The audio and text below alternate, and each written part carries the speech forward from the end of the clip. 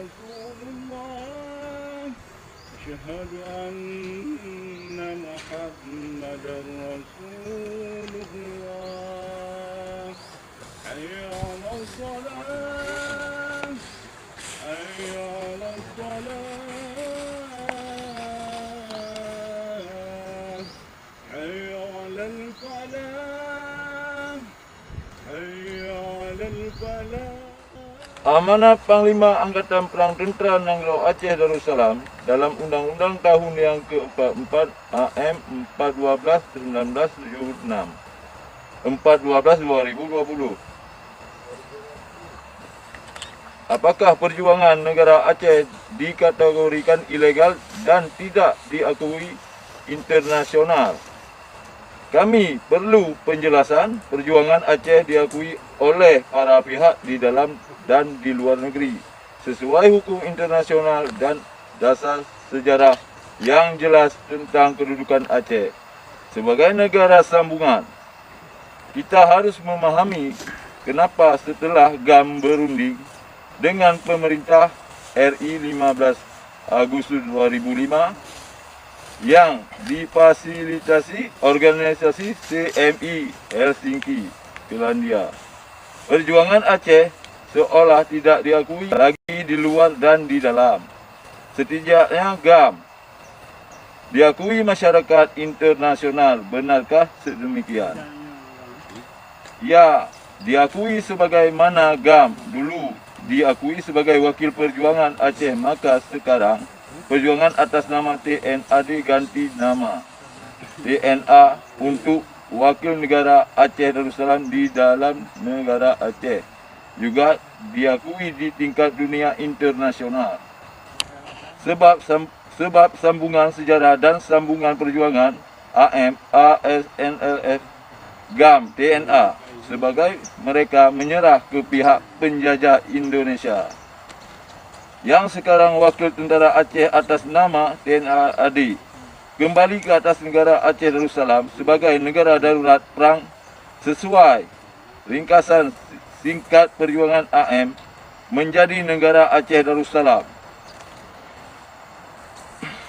Perjalanan perjuangan AM Wali Hasan Muhammad dan bangsa Aceh periode 1976-1989 vakum perjuangan AM setelah diredamkan oleh LPKAD.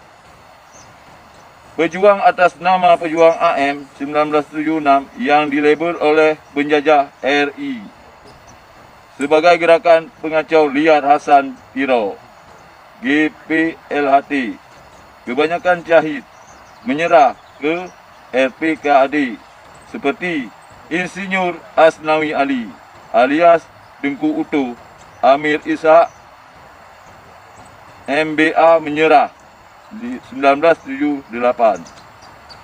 Kemudian perjuangan revolusi Aceh dari tahun 1989-99.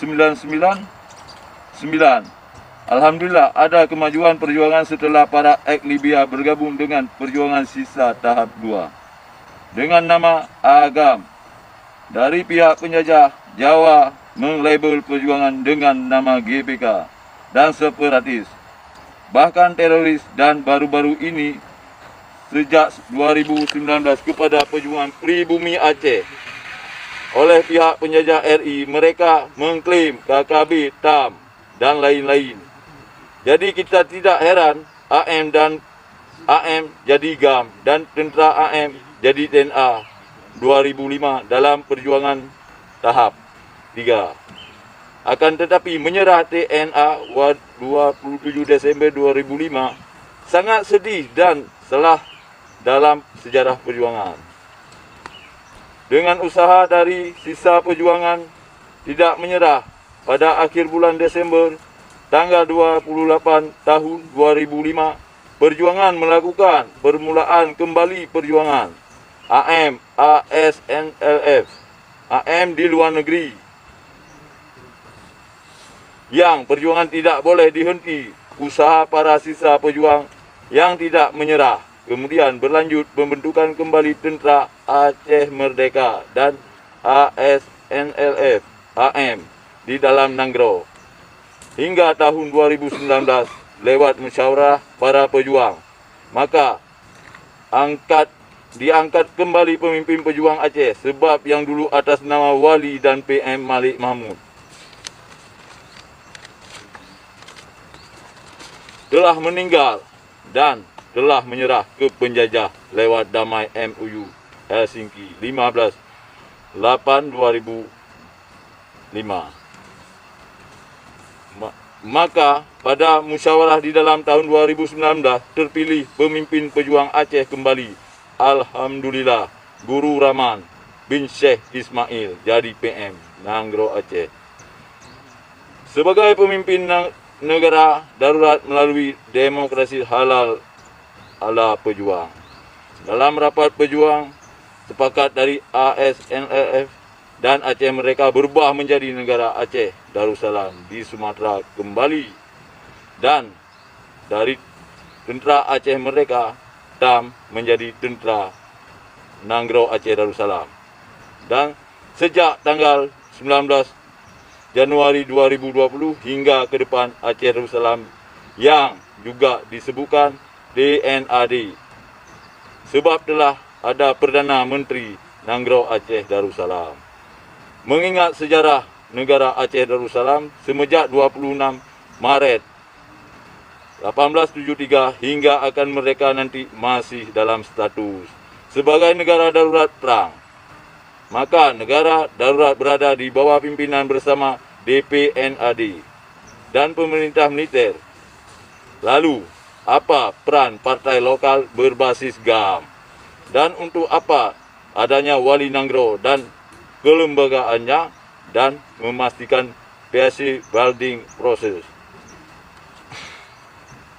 Apakah GAM melalui kelembagaan dalam sistem demokrasi lokal dan partai lokal berdiam diri saja dengan carut marutnya damai Aceh? Peran partai lokal sekarang di Aceh hanya wakil penjajah Indonesia di Aceh. Maka para pejuang jangan harap akan ada kemerdekaan Aceh melalui partai atau perjanjian MOU di Helsinki. Sebab mereka petinggi GAM telah menjadi bagian dari Indonesia untuk menjajah bangsa Aceh dan telah menjadi musuh pejuang cara berkhianat Aceh merdeka. Satu yang pasti, GAM telah menggugurkan kemerdekaan dari Indonesia. Kemana GAM harus mengadu agar damai itu dan sempurna? Mungkinkah geliat GAM saat ini membahayakan atau hanya sekedar frustasi melihat Aceh belum berubah signifikan? Atas nama GAM dan PA yang memperjuangkan MOU dan UUPA dalam hukum Pancasila tidak akan ada kemajuan lagi selama para pejuang asli tidak melanjutkan perjuangan di dalam Nanggro Aceh untuk Aceh merdeka dengan cara seperti sebelum damai.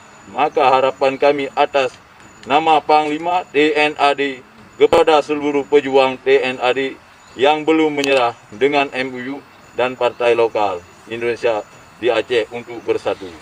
Satu, bagi seluruh pejuang baik